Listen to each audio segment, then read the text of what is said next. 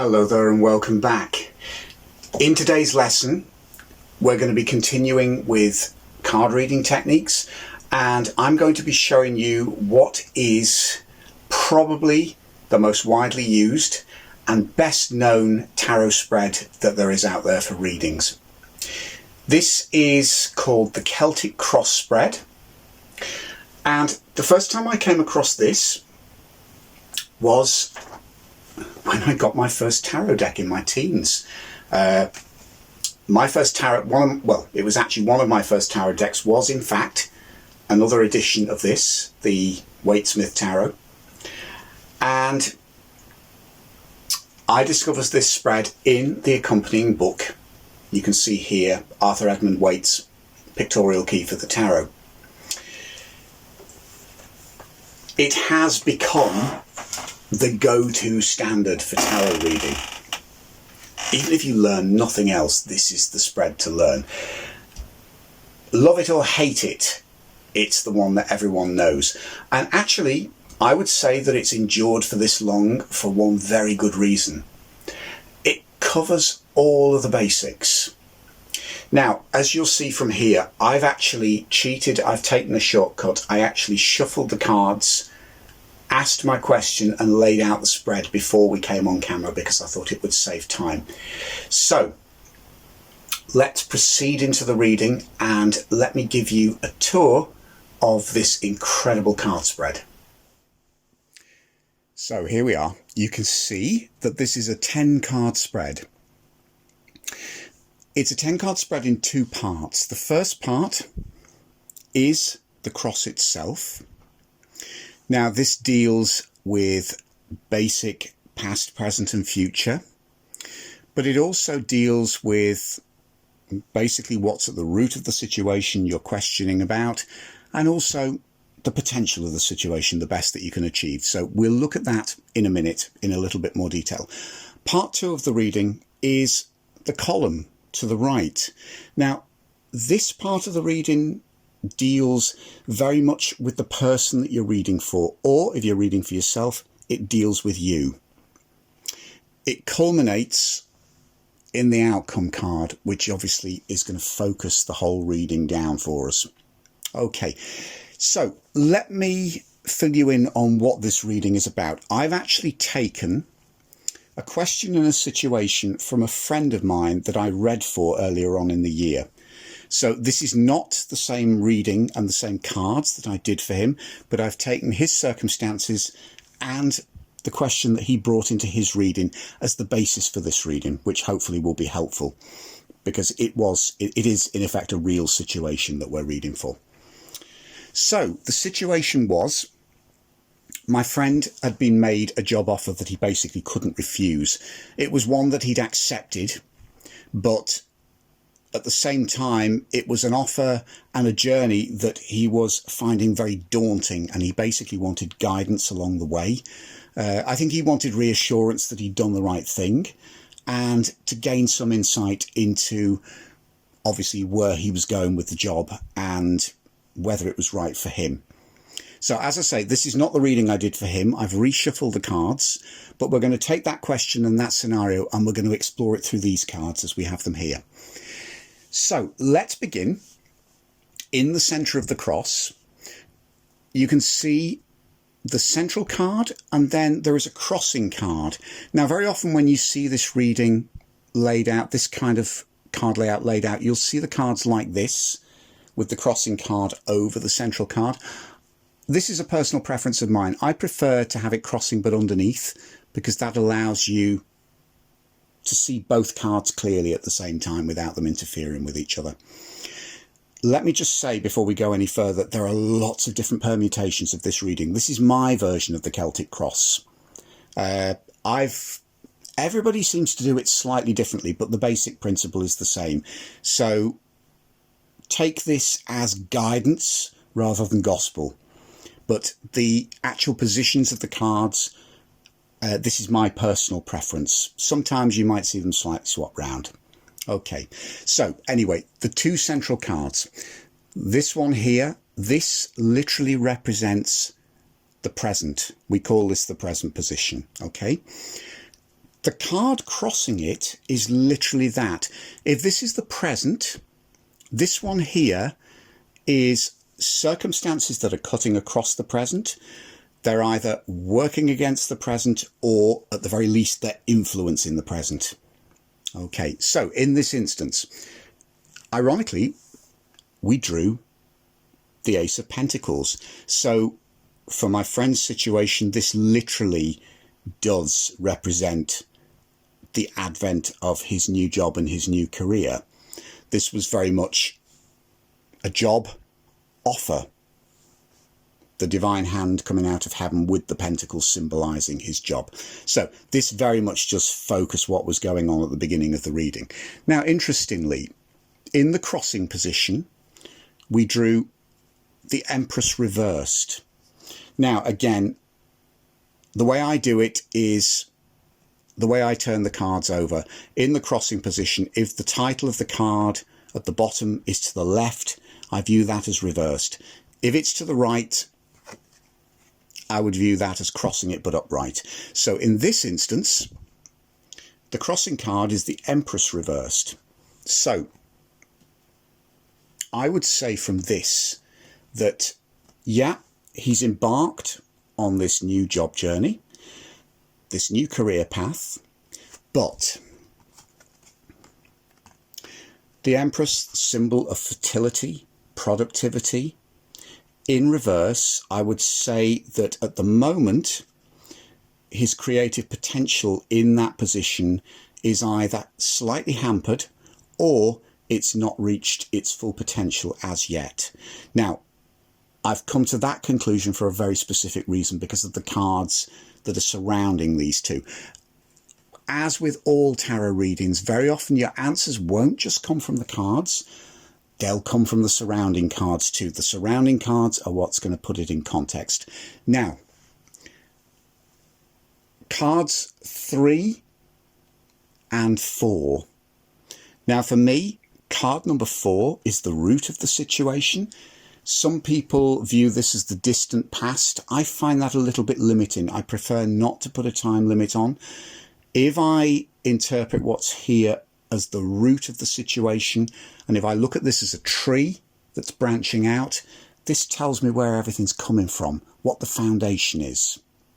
Now, by contrast, this crowning card is very often seen as the card that denotes the best that can be achieved in any given situation. So in effect, it's the potential card. It shows you what would happen if the tree grew to its maximum height. Okay, so I've made my discernment on this card because of this one.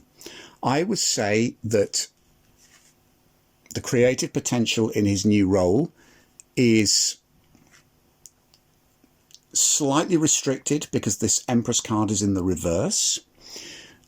And I make that judgment because at the root is the Page of Pentacles. Now, the Page of Pentacles is the archetypal apprentice. And tying it together with this, I would deduce from this reading that my friend is at the beginning of a major learning process as he goes into this job.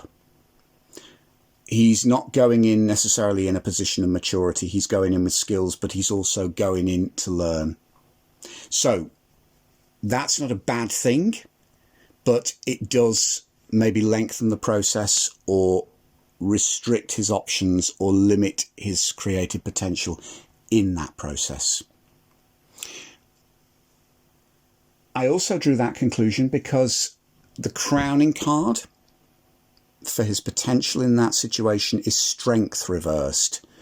So that says to me that if this represents the best that can be achieved in this situation, for him to actually garner the success he deserves and needs, he is going to have to overcome some internalized fears. Strength reversed, when she's upright, this woman is in control of her fears, her animal passions, and the lion is restrained. In reverse, the lion is still in control. So, the apprentice in the new role is actually going to have to bring some order and some discipline into his own life to overcome this. Okay, so that's the central column of the cross. So that's dealing with the present, factors that are affecting the present, what's at the root of the present, and what's the best that can be achieved if the present is followed through to its logical conclusion. So what about these two? I view this as card number 5. So far we've gone 1, 2, 3, 4. Card number 5 is, this denotes the recent past. Now I take this as card number 5 rather than this one, because I always like to think of the past on the left, progressing towards the future on the right. So this is the card of the near future. Okay, so in this reading, the 4 of Pentacles does actually show my friend in a position of empowerment. And that fits in very nicely with the situation as I knew it when I did the reading. He brought a lot of skills to the table. He had a huge amount to learn and a huge amount of skills to gain as he went on doing the job and progressed through. But he did bring a huge amount to the table, and that's precisely why he got the job. So this is a positive card in the past. We do have to see it in the context of the Page of Pentacles, because the Page of Pentacles shows that although he brought a huge amount to the table, in relative terms to the organisation that he was working for and the skills that were expected of him, he still had a lot of training to do, and that was part of the job too. So a positive position of empowerment, and that's what's got him where he is. Card number 6 in the near future actually shows a great deal of initial success in the role. Again, it's very positive, the victory card. So that shows that he's basically on the right track. Okay. So the first 6 cards of the Celtic cross, and we've got already a very good feeling for what's going on. This has basically set the scene for part 2 of the reading. At this stage now, having looked at circumstances, we're going to take a deeper look at what is going on inside him as he progresses in this situation. So card number 7 at the foot of the pillar. This card specifically represents the person who's being read for. So we've got the 5 of Swords. It's in an upright position. Now, all of a sudden, we've got a sharp contrast with what's going on here. Everything that's actually been shown within part 1 of the reading is relatively positive. Okay, there are obstacles to overcome, there are fears to overcome, but the general gist of what's going on is positive. Until we get here, where this is representing what's going on inside him, where he is at the moment, what he feels, and we've got the 5 of Swords in the upright. So this is the card of defeat. Now that says to me that inside he actually feels out of his depth. He feels defeated and he feels unable to do what's expected of him, even despite this showing otherwise. So actually this reading throws up an interesting question, and this is a question that I would bring up straight away in the reading. Namely, if this is how you feel inside, what does that actually mean to you? Now, if you're asking the person you're reading for that question, that really helps them to examine their own fears and insecurities around success. Because ironically, one thing I do know about the friend that I read for in this situation was that he was fully capable of doing the job.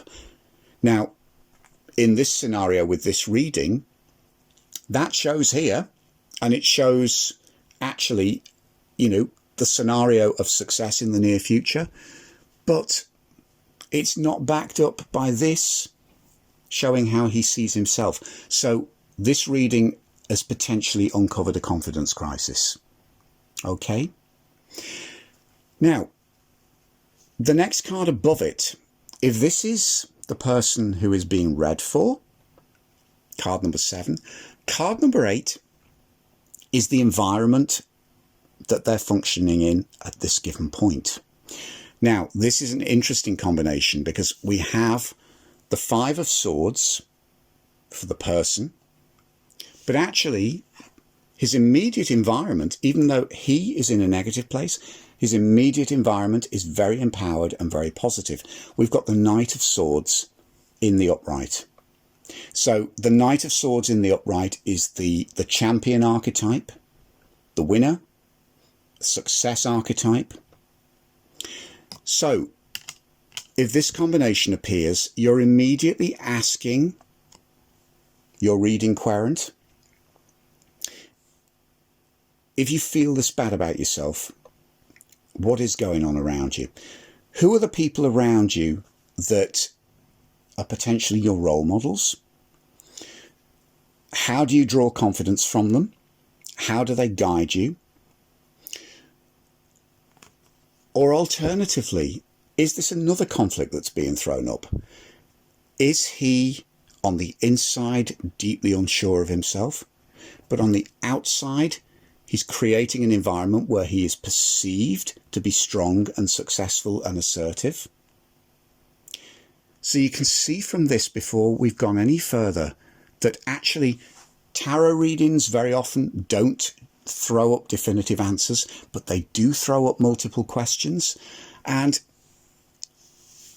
reading for this person, that's a golden opportunity for them to actually unpack what's really going on inside them, how they see themselves, how they think other people see them, what kind of image they're trying to project.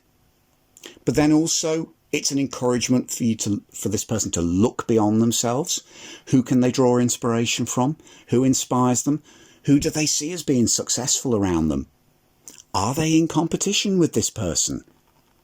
You know, what kind of insecurities or fears does that throw up?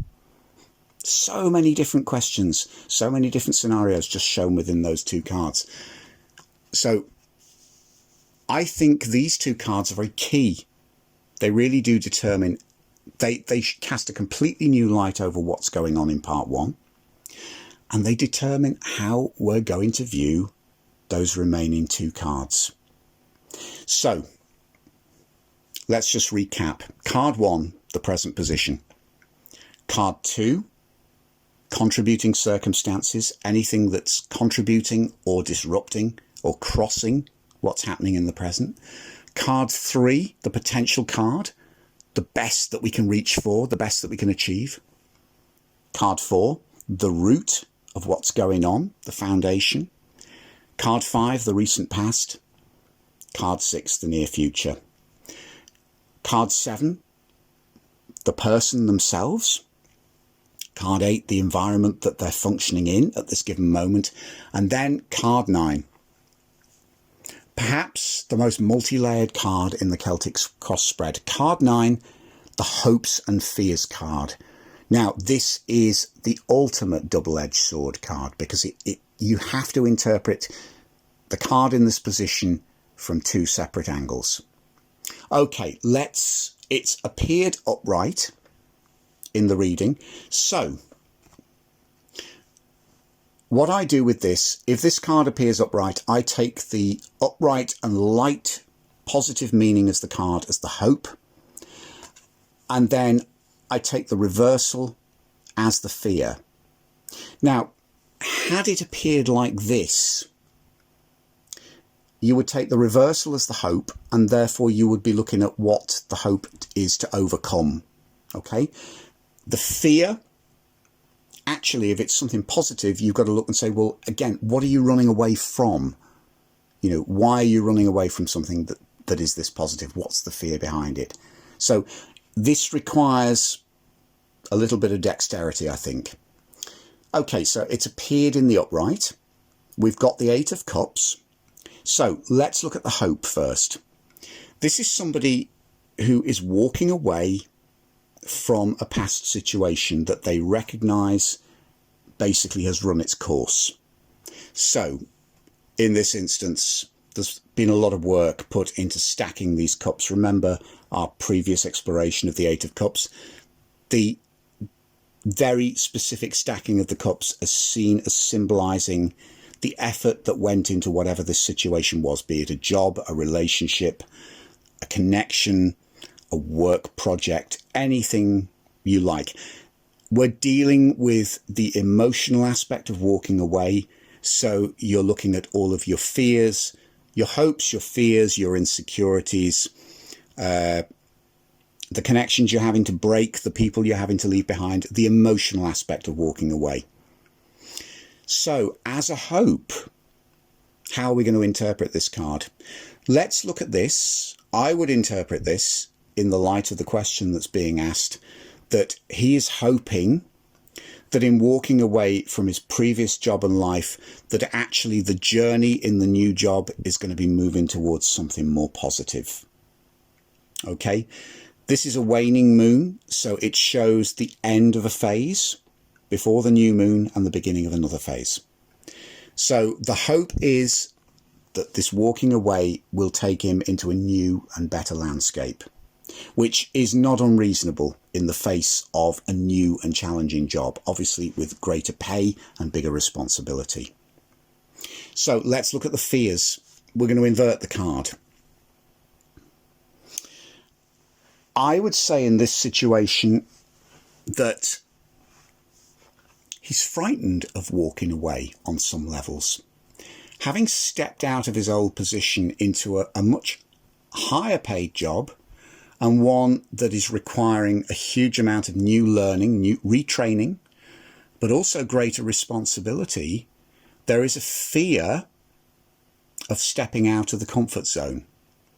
Now, if we go back to the Page of Pentacles and the implications over his apprenticeship within this job, and also the equal insecurities that you see in this crowning card around inner strength, this card becomes very important, and it's one that needs to be unpacked with the person that you're reading for. You may find in a situation like this, a card will pop up and you'll spend a little more time talking around that card than you would do some of the others. I would say this is an instance like that. The hopes and fears card very often is the one that you linger on, precisely for that reason. It's what it symbolises is actually very big. You know, all your wishes and the chance for them being fulfilled or missed out on are contained within card number 9.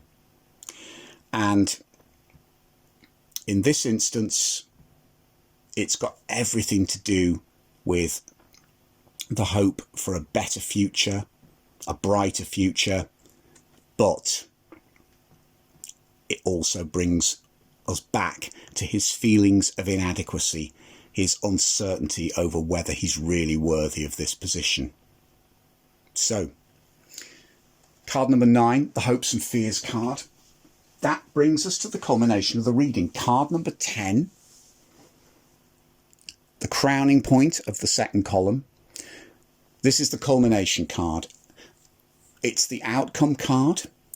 I don't like to think of this as a definite predictive card. This to me shows possibilities as the situation progresses towards its conclusion. Tarot readings always show possibilities. Okay?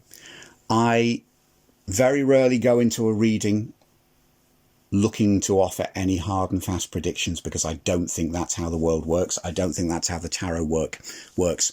These readings present us with a scenario. We then have choices. Our choices can shape that journey, or they can change that journey. And that's very much the case here. We've actually drawn for him a very positive card, but in the reverse in the outcome. We've got the Sun reversed. And if you remember back to when we were exploring this card in earlier lessons, I did say that reversing this card actually doesn't do much to blunt it. You know, the sun is bright, warm, shining, and is the life giver to our planet. So it is, I would say, the most joyous card in the deck. Reversing it, yeah, I think it does blunt its impact slightly. How do you make the sun colder? You know, I think in this instance, in a reverse position, I think what it says is that overall, this journey for this man is a very positive journey with a high potential for a positive outcome. In effect, he's in the right place. But I think the reversal of this card does tie in very much with the reversal of the Strength card and the reversal of the Empress card, and also the feelings of insecurity that have been highlighted through the reading. This is not necessarily plain sailing.